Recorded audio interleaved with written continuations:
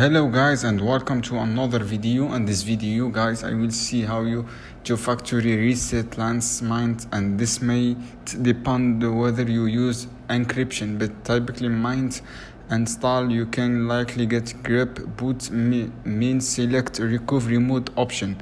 There from the recovery mode main choose the option boot to boot a root shell from the root shell, reset your user password, and you will prompt enter the new password and twist from there.